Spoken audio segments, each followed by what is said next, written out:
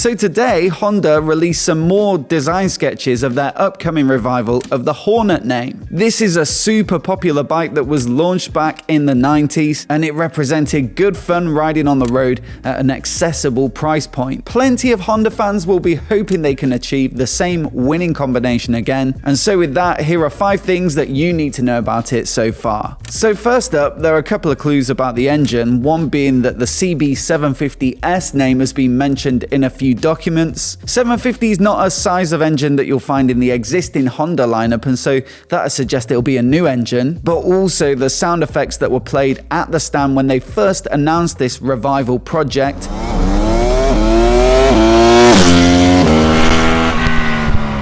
This was at EICMA in 2021, and yeah, it sounds like it will be powered by a parallel twin with a 270 crank. So that might be a bit of a disappointment to the Hornet purists because previous generations were inline 4s, but it doesn't really make sense to make another inline 4 around this capacity because they've already got the CB650R. But where's this twin gonna come from? Well, they do have a 750 engine in the NC750, but some of the patent documents that have been leaked or surfaced so far suggest it'll be massively updated. That makes sense because it'll have to compete with bikes like the 890 Duke from KTM, and that makes a lot more peak power than the lazy commuting torquiness of the NC bikes. So you'd be hoping for at least 100 horsepower to make it competitive with bikes like the KTM or the Ducati Monster, and that would mean it wasn't playing in that affordable middleweight segment where you've got the Yamaha MT-07, the Triumph Trident, the Kawasaki Z650. Those are around 70 or 80 horsepower, and as I've already said, they're covered off by the CB650R. It just seems massively unlikely that they'll double up in that market, and so I'm expecting something more premium, more powerful,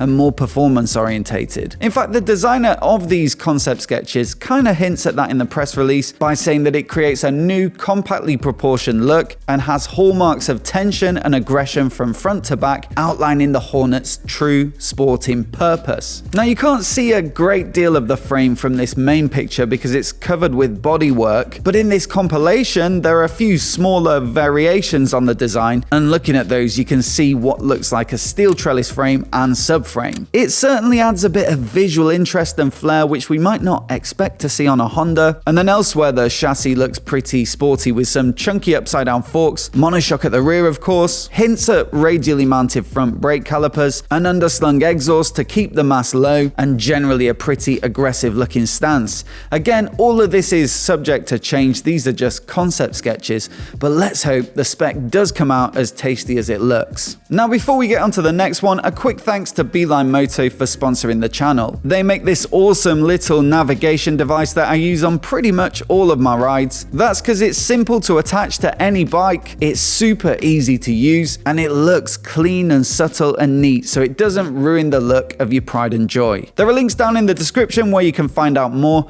and once again a massive thanks to Beeline Moto for their support. So the chassis and engine that we've just talked about might bear a little resemblance to the KTM 890 Duke, and it has to be said, so does the styling. You've got that slanted, sharp-looking headlight, the strong lines of the tank, and then a pointed tail section with a pillion seat cowl, at least in these images. If you put the top line of these two bikes side by side, there is more than a passing resemblance, but maybe that should be no surprise. I mean, they were always going to lean into the Hornet name and give it a bit of a waspish look. And then KTM's signature headlight has often been described as looking a bit like an insect, so naturally there's a bit of overlap here. I actually think what they've shown so far looks pretty good, but as always, I'd love to know what you think of it visually down in the comments. Now, it can be a bit disappointing when manufacturers tease awesome looking bikes like this and then you actually end up waiting for years before it hits the shop floor at your local dealer. But I reckon this one will be along soon because Honda said so when they announced it at EICMA last year. In the press release, they said Honda is also pleased to confirm that the illustrious Hornet name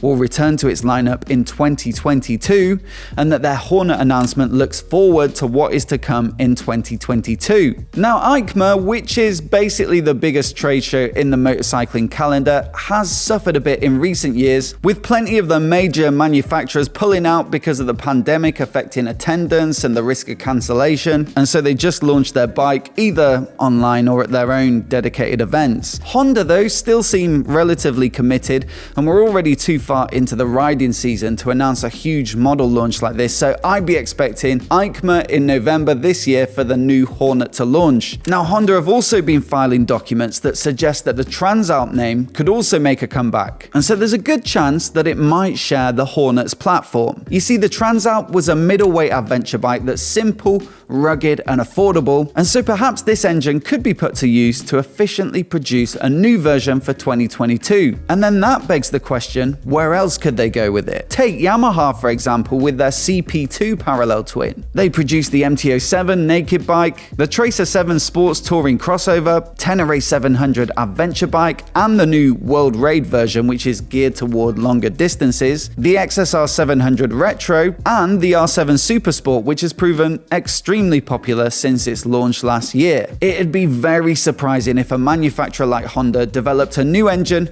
and only used it in one model. So I'd love to know from you in the comments, what do you reckon to this new parallel twin-powered Hornet, and where else would you like to see Honda using this engine? Let me know down in the comments below, and if you're new here and you want to see more videos like this, hit subscribe, and I'll catch you in the next one.